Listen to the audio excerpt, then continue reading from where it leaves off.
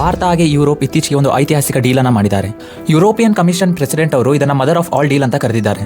Some call it the mother of all deals. So 2026 ಗಣರಾಜ್ಯೋತ್ಸವದ ಮರುದಿನ ನಡೆದಂತ ಈ ಐತಿಹಾಸಿಕ ಡೀಲ್ ಏನ್ ಹೇಳುತ್ತೆ ಬನ್ನಿ ಇವತ್ತಿನ ವಿಡಿಯೋದಲ್ಲಿ ಇದ್ರ ಬಗ್ಗೆ ತಿಳ್ಕೊಳ್ಳೋಣ. ಸೊ ಹಿಸ್ಟ್ರಿ ಕ್ರಿಯೇಟ್ ಮಾಡಿದಂತ ಈ ಮೊದಲ ಡೀಲ್ ಕಾನ್ಸಂಟ್ರೇಟ್ ಮಾಡೋದು ವ್ಯಾಪಾರದಲ್ಲಿ. ವಿಶ್ವದ 2ನೇ ಮತ್ತು 4ನೇ ಅತಿ ದೊಡ್ಡ ಆರ್ಥಿಕ ದೇಶಗಳು ಈ ಡೀಲ್ ನಿಂದ ಒಂದಾಗಿದಂತಾಗಿದೆ. ಸೊ ಈ ಡೀಲ್ ನಿಂದ ಬರೋಬ್ಬರಿ 200 ಕೋಟಿ ಜನರಿಗೆ ಬೃಹತ್ ಮಾರ್ಕೆಟ್ ಕ್ರಿಯೇಟ್ ಮಾಡಿದಂತಾಗಿದೆ. ಇದರಿಂದ ನಮ್ಮ ಎಕ್ಸ್ಪೋರ್ಟರ್ಸ್ ಗಳಿಗೆ ವಾರ್ಷಿಕವಾಗಿ ಸುಮಾರು 4 ಬಿಲಿಯನ್ ಯೂರೋಸ್ ಅಂದ್ರೆ ಸುಮಾರು 36,000 ಕೋಟಿಯಷ್ಟು ಟ್ಯಾಕ್ಸ್ ಉಳಿತಾಯವಾಗುತ್ತೆ. ಅಷ್ಟೇ ಅಲ್ಲ, ಭಾರತದಲ್ಲಿ ಸುಮಾರು ಲಕ್ಷಾಂತರ ಹುದ್ದೆಗಳು ಕೂಡ ಸೃಷ್ಟಿಯಾಗಲಿವೆ. ಎರಡನೆಯದಾಗಿ ಈ ಡೀಲ್ ಹೆಲ್ಪ್ ಆಗಿರೋದು ರಕ್ಷಣೆಗೆ. ಇದೇ ಮೊದಲ ಬಾರಿಗೆ ಭಾರತ ಮತ್ತು ಯುರೋಪ್ ಭದ್ರತಾ ಒಪ್ಪಂದಕ್ಕೆ ಸಹಿ ಹಾಕಿದೆ. ಸೊ ಈ ಡೀಲ್ ಇಂದ ಸಮುದ್ರದಲ್ಲಿ ನಡೆಯುವಂತಹ ಹಾವಳಿಗಳನ್ನ ಭಾರತೀಯ ನೇವಿ ಹಾಗೆ ಯುರೋಪ್ ನೇವಿ ಸೇರಿ ಒಟ್ಟಾಗಿ ಕೆಲಸ ಮಾಡಲಿವೆ. ಅಷ್ಟೇ ಅಲ್ಲ, ಸೈಬರ್ ಸೆಕ್ಯೂರಿಟಿ ಹಾಗೆ ಬಾಹ್ಯಾಕಾಶ ತಂತ್ರಜ್ಞಾನದಲ್ಲಿ ಈ ಡೀಲ್ ತುಂಬಾನೇ ಮಹತ್ವ ಹೊಂದಿದೆ. ಇನ್ನೊಂದು ಇಂಪಾರ್ಟೆಂಟ್ ವಿಷಯ ಏನಂದ್ರೆ ಭಾರತದ ಸ್ಟೂಡೆಂಟ್ಸ್ಗಳು ಅಥವಾ ಟೆಕ್ಕಿಗಳು ಯುರೋಪ್ಗೆ ಹೋಗಿ ಸ್ಟಡೀಸ್ ಮಾಡೋಕ್ಕೂ ಕೂಡ ಈ ಒಪ್ಪಂದ ತುಂಬಾನೇ ಇಂಪಾರ್ಟೆಂಟ್ ಆಗಿತ್ತು. ಯಾಕಂದ್ರೆ ಜಗತ್ತಿನ ಅತಿ ದೊಡ್ಡ ರಿಸರ್ಚ್ ಪ್ರೋಗ್ರಾಮ್ ಹಾರಿಜಾನ್ ಯುರೋಪ್ ಅಂತ ಇದು ಭಾರತಕ್ಕೂ ಕೂಡ ಈಗ ಅವೈಲಬಲ್ ಆಗಿದೆ.